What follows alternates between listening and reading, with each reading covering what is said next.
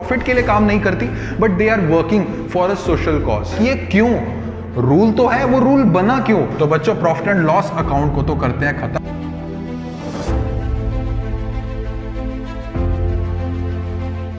So hello बच्चों, कैसे हैं आप सभी? आई होप आप अपनी हेल्थ का अच्छे से ख्याल रख रहे होंगे। तो बच्चों, welcome to your own channel Shuddh Desi commerce. सो बच्चों, आज से हम नए सेशन की क्लासेस स्टार्ट करने जा रहे हैं, दैट इज फॉर सेशन 21-22।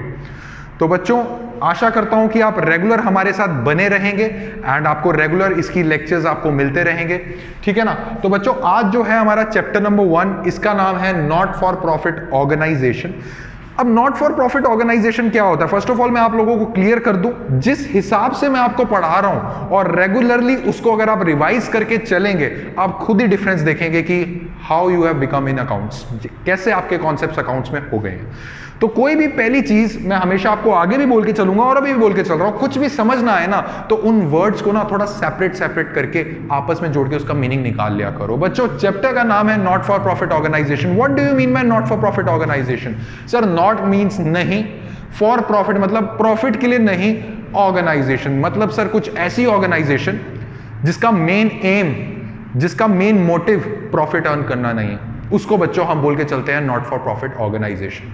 आप कितने ब्लेस्ड हो, आप कितने खुश नसीब हो। क्यों? सर, क्लास 11th में हमें जो छोटे बिजनेसमैन होते हैं, जो सोल प्रोप्राइटरशिप होते हैं, सर उनका हिसाब किताब सीखने को मिला। सर, सोल प्रोप्राइटरशिप जो फाइनेंशियल स्टेटमेंट्स हम करते थे, सर क्लास 12th में अब हमें सीखने को मिल रहा है ऐसी ऑर्गेनाइजेशंस जिनका मेन मोटिव प्रॉफिट अर्न करना नहीं है। सर, इसका हिसाब किताब सीखने को मिलेगा। इसको ऐसा प्रेशर बन के मत पढ़ो, रिलैक्स होके पढ़ो बिल्कुल, और जैसे वर्ड लिखा हुआ है उसके हिसाब से पढ़ के चलोगे तो इजी लगेगा। तो बच्चों, क्या कहता है डेफिनेशन, आपको मैं बता देता हूं। कहता है any organisation which is developed not to earn profit but to render services for a social cause. There is a word used which, social cause, मदद करना, सोसाइटी की मदद करना। ऐसी ऑर्गेनाइजेशन जो प्रॉफिट के लिए काम नहीं कर रही, वो तो अभी मैं आपको आगे बताऊंगा कि प्रॉफिट कमाती है कि नहीं कमाती। अभी के लिए सिर्फ ये समझ के चलेंगे कि जो प्रॉफिट के लिए काम नहीं करती but they are working for a social cause. बच्चों, हाल ही में अभी 3-4 दिन पहले एक मेंबर्स दिखे मेरे को। वो मेंबर्स ना एक एनजीओ के थे, एनजीओ के मेंबर्स थे। तो मैं उनके पास गया। बच्चों, वो ना जो ओल्डर पीपल होते हैं, जो बुजुर्ग होते हैं 65+, 70+, उनकी मदद कर रहे थे।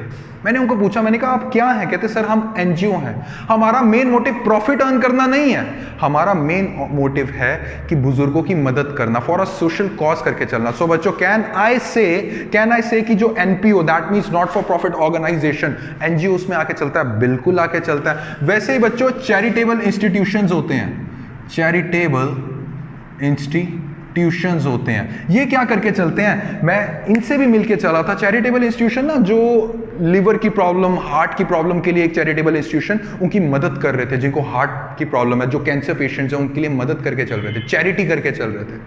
तो बच्चों, इनके लिए भी क्या था कि भाई प्रॉफिट के लिए काम नहीं कर रहे, हम तो भैया सोशल कॉज के लिए काम कर रहे हैं। सो can I say the examples of not for profit organisation is NGO, is charitable institution, and you can also take an example of temples. temples में क्या होता है कि भैया क्या वो प्रॉफिट मोटिव से काम कर रहे हैं? नहीं सर, वहां तो सर ब्लेसिंग लेने जाते हैं गॉड की, ठीक है ना? तो बच्चों, मेन एनपीओ के जो एग्जाम्पल्स हैं वो ये एग्जाम्पल्स होके चलते हैं, ठीक है बच्चों?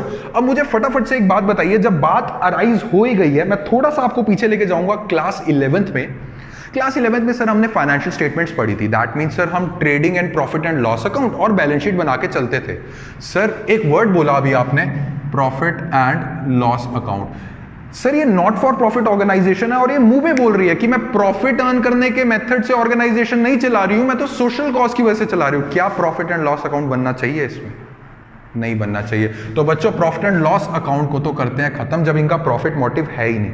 बट बच्चों, अकाउंट्स में ये सब्जेक्ट आ रखा है not for profit organisation. That means sir, accounts का मतलब, जो बच्चे मेरे से पहले जुड़े हुए हैं उनको बहुत ही ब्यूटीफुली मैंने एक्सप्लेन किया था क्लास 11th में। अकाउंट्स का मतलब होता है हिसाब किताब रखना। Sir, not for profit organisation है, मैं मान गया हूं, बट सर हिसाब किताब तो रखना पड़ेगा ना। चाहे प्रॉफिट नहीं कमा रही, बट सर कितना पैसा आ रहा है, सर हिसाब किताब तो रखना पड़ेगा। तो किस चीज का? अपने दिल पे हाथ रख के बोलो, दिमाग लगा के बोलो, बिल्कुल रिलैक्स माइंड से। बुकिश लैंग्वेज शुद्ध देसी कॉमर्स चैनल पे नहीं पढ़ाई जाती। किस चीज का हिसाब किताब? सर, ज्यादा से ज्यादा कितने पैसे आए और कितने पैसे गए। सर ज्यादा से ज्यादा इसी का हिसाब रखेंगे और किस चीज का हिसाब रखेंगे? You are absolutely correct. अगर इसी को बच्चों मैं इंग्लिश में बोल के चलूं, याद करो क्लास 11 पैसे आए का मतलब क्या होता है? रिसीव। इसको एक और वर्ड बोल के चलते हैं बच्चों, रिसिप्ट के नाम से। पैसे गए का मतलब क्या होता है? पे। इसको एक और वर्ड से बोल के चलते हैं बच्चों, पेमेंट केस में। तो सर देखो, अभी मैं आपको बिना रट्ठा मरवाए बताता हूं कि ये कैसे बन के चलेगा। तो सर कुछ ऐसा खाता हो जाए, अब आप लोगों को अकाउंट समझाने का मतलब तो नहीं है कि अकाउंट बनते हैं, ये तो आप क्लास 11 में सीख के आए हैं। तो सर एक बच्चा मेरे को बोल रहा है, तो सर कुछ ऐसा हो जाए, कुछ ऐसा खाता बन जाए, कोई ऐसा अकाउंट बन जाए जिसमें मुझे पता लग जाए कि कितने पैसे आए और कितने पैसे गए। तो भैया आप सभी के सामने उस अकाउंट का मैंने नाम लिख चुका हूं। तो बच्चों फर्स्ट ऑफ ऑल इसमें बन के चलेगा रिसिप्ट एंड पेमेंट अकाउंट। इतनी बात समझ में आई कि नहीं है बच्चों? इजीएस्ट लैंग्वेज में मैंने आपको समझाया है। सीधा सीधा समझाने का बच्चों को कोई फायदा नहीं है कि हाँ भाई ये रूल है, रिसिप्ट एंड पेमेंट बनेगा। भैया क्यों बनेगा receipt and payment? Not for profit organisation में क्यों नहीं बनता सीधा ट्रेडिंग? क्यों नहीं बनता प्रॉफिट एंड लॉस अकाउंट? पहले रिसिप्ट एंड पेमेंट क्यों बनता है? तो आई होप आपको अच्छे से मैंने समझा दिया। अब रिसिप्ट एंड पेमेंट अकाउंट के थोड़े बहुत आपको मैं फीचर्स पढ़ा के चलता हूं।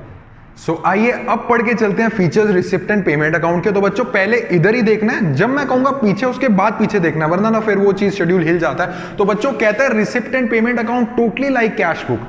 सर बात तो सही है सर, एक तरफ कितना पैसा आ रहा है और कितना जा रहा है सर, उसका हिसाब किताब मेंटेन करना है। That means receipt and payment account में ना कैश वाली चीजें कितनी आ रही है और कैश वाली कितनी जा रही हैं। सर ये तो कैश बुक हो गई। सो सर कह सकते हैं कि कैश बुक की जगह रिसिप्ट एंड पेमेंट अकाउंट बनाता होगा एनपीओ? नहीं, ऐसा नहीं है। बनाता भैया कैश बुक ही है। अब मेरी बात समझने की कोशिश करना, इस शुद्ध देसी कॉमर्स चैनल पे आपको वाई का भी आंसर मिलेगा कि ये क्यों। रूल तो है, वो रूल बना क्यों? भैया कैश बुक में मान लीजिए टेंपल है, एक टेंपल डोनेशंस लेके चलता है। कैश बुक क्या थी सर? कैश बुक एक तरीके की सब्सिडरी बुक थी कि जर्नल में नहीं डाल रहे एंट्रीज तो कैश बुक में डाल देते हैं सर, रोज के रोज। सर एक 10 रुपए की डोनेशन आई सर, डाल दी कैश बुक में। सर एक 20 रुपए की डोनेशन आई सर, ये भी डाल दी। सर एक 30 रुपए की डोनेशन आई, ये भी डाल दी। तो बच्चों ये तो भरती चली जाती है। मुझे ये पता लगाना है कि total at the end of the year कितने की डोनेशंस आई भाई। तो बच्चों इसके लिए हम बना के चलते हैं receipt and payment account. Receipt and payment account जो होके चलता है ना, उसमें बार बार जो डोनेशंस आई हैं भैया वो नहीं डालते। जैसे कैश बुक में तो रेगुलर बेसिस पे रिकॉर्ड करते हैं, इसमें क्या करेंगे 10 + 20 30 + 30 कितने हो गए 60। इसमें सीधा सीधा डाल देंगे टू डोनेशंस भैया आई हैं 60, ये वाली जो डोनेशंस हैं। That is the main reason why we are preparing receipt and payment account. Can we say that in not-for-profit organization accounts, cash book is prepared and after that receipt and payment account is also prepared. बच्चों एक चीज मैं आपको बता दूं, viva में गलती मत कर देना। अगर आपसे वो वाइवा वाले सर क्वेश्चन पूछेंगे कि हाँ भाई रिसिप्ट एंड पेमेंट अकाउंट को कैश बुक भी तो बोलते हैं, क्या सर कैश बुक जैसी है, कैश बुक नहीं बोलते। कैश बुक अलग बनती है, उसके बाद सर रेगुलर बेसिस पे होती है, तो सारी लिखना पॉसिबल नहीं होता। मतलब कैश बुक में तो सारी लिख देते हैं, बट सर एक जगह पे हमें टोटल डोनेशंस चाहिए, तो सर उसके लिए रिसिप्ट एंड पेमेंट अकाउंट बनता है कैश बुक की तरह ही। क्यों? क्योंकि sir it does not follow accrual basis. क्या पढ़ाया था क्लास 11th में? एक्रूअल बेसिस का मतलब क्या है? भैया मुझे तो इस साल की इनकम चाहिए, मुझे तो इस साल से रिलेटेड एक्सपेंसेस चाहिए, बट कैश बुक क्या बोलती थी? है तो कैश बुक की तरह ही है receipt and payment account. Cash book ये बोलती थी 40,000 रुपए आए हैं, मुझे नहीं पता चाहे वो प्रीवियस ईयर से रिलेटेड है चाहे अगले साल के भी आगे, मैं तो 40,000 रुपए टू बैंक में लिख रही हूं। क्यों? क्योंकि मैं एक्रूअल बेसिस फॉलो नहीं करती। तो बच्चों can we say receipt and payment account does not follow accrual basis. ठीक है, moving on to the next point, कहता है all transactions which include cash are put in receipt and payment account. जो भी ट्रांजैक्शंस, कैश बुक को याद कर लो but cash book मत समझ लेना। कैश बुक में क्या होता था, कैश से रिलेटेड ट्रांजैक्शंस जो होती थी वो हम लिख के चलते थे बच्चों, वैसे ही हमारा रिसिप्ट एंड पेमेंट अकाउंट है। बच्चों आप लोगों के लिए मैंने फॉर्मेट भी रेडी कर दिया, this is the format of receipt and payment account. एक चीज मैं आपको हमेशा बता दूं, हमेशा receipt and payment account question कहां से शुरू होगा सर? ओपनिंग बैलेंस से। ओपनिंग बैलेंस मतलब सर पैसा हाथ में, कैश हाथ में कितना है तो कैश बुक की तरह ना सर। तो बच्चों इसका ओपनिंग बैलेंस शुरू होगा कैश और बैंक, वो क्वेश्चन में लिखा होगा, और खत्म कहां होगा सर? खत्म होगा बाय क्लोजिंग बैलेंस से कैश और बैंक के बीच में। बच्चों जितनी भी कैश से रिलेटेड आइटम्स हैं, पेमेंट साइड जितनी कैश से रिलेटेड पेमेंट है और इस साइड जितनी कैश से रिलेटेड हमारी रिसिप्ट्स हैं। मुझे नहीं पता कि इस साल से कितनी है, अगले साल से कितनी है, वो मैं बाद में देख लूंगा, बट अभी कैश से रिलेटेड 40,000 रुपए मेरे हाथ में है। इस साल आए हैं, मुझे नहीं पता अगले साल से रिलेटेड है, पिछले साल से, इस साल तो आए हैं ना, वो मैं यहाँ पे लिख के चलूंगा। तो बच्चों step number 1 is preparing receipt and payment account under not for profit organisation. आज के लेक्चर में मैंने आपको सिर्फ रूल ही नहीं बताया, आपको यह बताया कि बनता क्यों है, सोच क्या है उसके पीछे। शुद्ध देसी कॉमर्स चैनल पे आपको सोच मिलेगी कि इसके पीछे की सोच क्या है। That is why we are different.